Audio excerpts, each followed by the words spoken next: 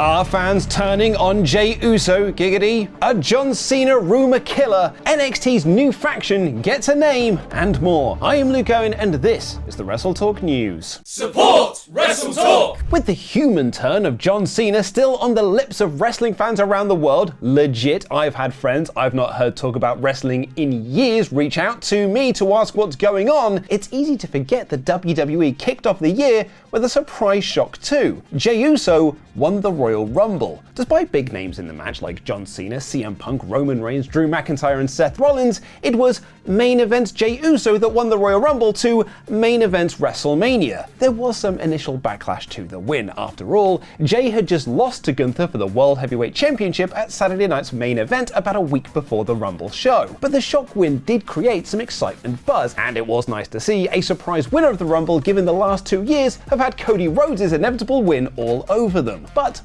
I think it's fair to say that the build for Gunther vs Jey at Mania 41 has been a bit lackluster. Ollie and I have discussed on the WrestleTalk podcast that it feels like Triple H had 2 weeks of story, but sadly 10 weeks to tell it. It hasn't helped that Gunther and Jey's story has been surrounded by Alpha Academy and A-Town Down Under, the lowest of the lower card. And on this week's WWE Raw, Jey squashed Austin Theory and then laid out A-Town Down Under. Problem was, he did 3 moves and messed up 2 of them, hitting a spear that was so weird Michael Cole thought it was a crossbody and botched his dive to the outside. It was the same botch that Top Dollar did on SmackDown a few years back that was so bad, Michael Cole made fun of him week after week for it. And it would appear that there is some growing backlash to this push of Jey Uso, who is likely going to win the World Heavyweight Championship at WrestleMania. YouTube hid the public thumbs down counter a number of years back, but it still exists in the infrastructure and can be seen if you use a plugin. And the YouTube upload of Jey beating Austin Theory and standing tall over Gunther currently has,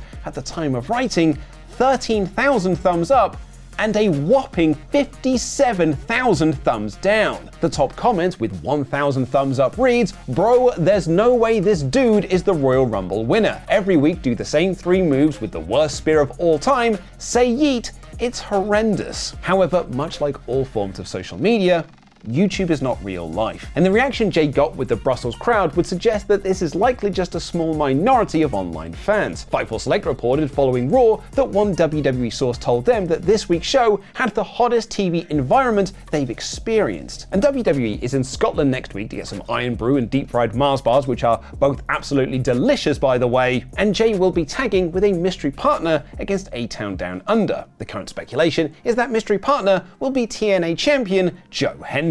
We've got more wrestling news coming your way, but before that, here's a word from Turbo Jack to let you know about some very special people.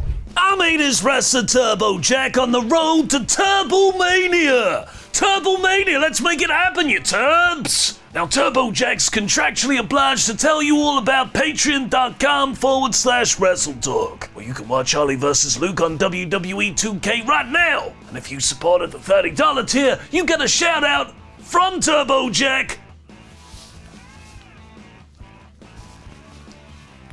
On this very show, the Brahma Bull, Rockberto, Big Jiggy Josh Martin, Born to Do It, Evan Shipley, Abominable, Michael Abbott, The Machine Gun, Alex Anderson. Here's a sexy man. Sexy man. Not Andrew Gross, man. Gross, man. The Balding Brummy, Brett Linforth, and Go Ace, the Ace of Spades, Adrian Sandhill. Go to patreon.com/WrestleTalk right now to get your own shout out and loads of bonus videos. Sticking with the bloodline for a moment, and there's been some questions about Lance Anoa'i since he was signed to WWE last summer, but hasn't been on TV. This is because Anoa'i has been dealing with an injury, but Dave Meltzer on Wrestling Observer Radio noted there could be another reason. He said there's been criticism of Lance Anoa'i that he may not make it. Lance is the son of Samu and was signed around the same time that WWE expanded their Anoa'i Dynasty lineup by signing Hikuleo, the adoptive brother of Tama Tonga and Tonga Loa, who also hasn't been seen on TV since putting pen to paper. Meltzer notes, however, that this isn't for the same reason that Lance has not been used, saying, "I have not heard anything negative about Hikuleo. You would think with him being there for all this time and not being used is like they must be disappointed, but I've not heard that at all. Of course, I would take all of this with the prerequisite pinch of salt. Speaking of taking things with a pinch of salt, and there was some confusion around John Cena over WrestleMania weekend. Despite breaking up with every WWE fan on Monday's Raw, but not Santi Zap, PW Insider reported that Cena was planned for a special lunch on April 19th with just 20 fans in attendance. The site writes that On Location, who are putting on a fancy lunch at a very fancy 5-star restaurant, are planning for those in attendance to hear stories about Cena, as well as seeing the real John receive a Lifetime Achievement Award. So how much would a ticket for such an event set back the average WWE fan? 25 grand. Can't wait to hear about Triple H showing up to brag about the biggest gate for a lunch in the history of the company. And that 25 grand is even more laughable when it turns out that John Cena isn't getting any sort of achievement award. Fightful Select report, we're told that while the ability to purchase a lunch with John Cena as part of On Location is accurate, there is no Lifetime Achievement Award. How much would you pay for lunch with John Cena? Or better yet, who would you pay 25 grand to have lunch with? Let me know in the comments down below. That lunch is taking place over WrestleMania weekend, where WWE are going all out with their WWE fan events, one of which is a Fanatics event where fans can meet and greet their favorite wrestlers and get pictures with them. However, one fan noticed that Alexa Bliss's page from the Fanatics event had been removed. Bliss made her return to WWE at this year's Royal Rumble. There had been reports leading up to the event that Bliss and WWE weren't close on negotiations for her new deal, and plans for her return had been put on hold indefinitely, which made her return all the more surprising. Her agent, the former Mojo Rawley, essentially confirmed these reports on Twitter, posting that Bliss's return had been a long and rewarding road. She qualified for the Women's Elimination Chamber but was unsuccessful in winning it, and hasn't really been seen since. She's not wrestled on the house show loop either. When the fan inquired about Alexa Bliss's page being removed on Twitter, they were simply told, regrettably, Alexa Bliss is no longer attending. No reason was given for Bliss being taken off the Fanatics event. Last night's NXT was the follow-up to last week's tremendous Roadblock show and saw Chelsea Green retain the Women's United States Championship, the Culling beat the family Ricky Saint, pick up his first singles win over Ridge Holland, and Eddie Thorpe lose his first NXT Underground match when Trick Williams got the win. However,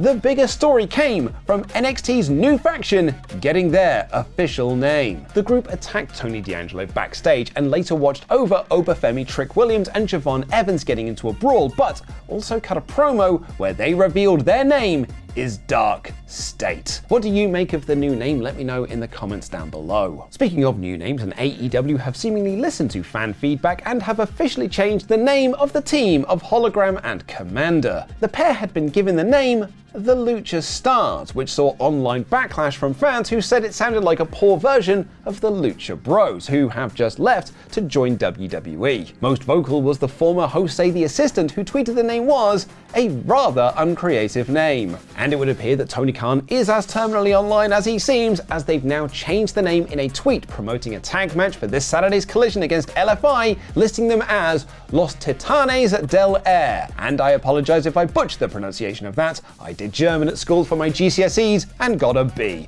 Notice how I said LFI instead of the full name? It's because I struggle to say it. Jose responded to the name change, posting, "Thank you for listening and changing the name, and you're welcome." We could talk about a few other things also since you're reading my tweets. And finally, a big thank you to everyone who checked out our long-form deep dive series looking at The Rock's first return to WWE and his years-long feud with John Cena, which had part 5 go live this past weekend, where Ollie and I reviewed Royal Rumble 2013, the one where The Rock beats CM Punk for the WWE Championship and John Cena wins the Royal Rumble to set up twice in a lifetime. If you've not checked it out yet, let this clip whet your appetite as we talk about a new potential nickname for Ryback.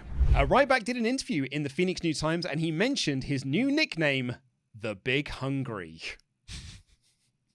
What? Not just the big guy, the Big Hungry. The Big Hungry. There's like a word missing. It's just adjectives. He said it was his idea and the announcers used it. That makes more sense.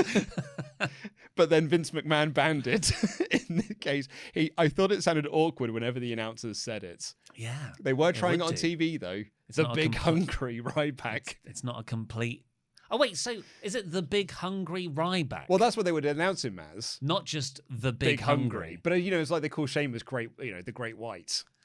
Yeah, I think that's okay though, because when people say the Great White, it's because you don't need to fill in the last bit, which is the Great White Whale, because that's baked into popular culture from like 1850 with Moby Dick. I think they commented which been like, oh look, it's the big. You know when Roman come out, it's the big dog. Yeah, you know, Ryback would come out and be like, here comes Big Hungry. Yeah, but big dog works because it's an adjective and then a noun. You don't often have adjective. It sounds like you're hanging. The Big Hungry. The Big Hungry. The Big Hungry what? Bear?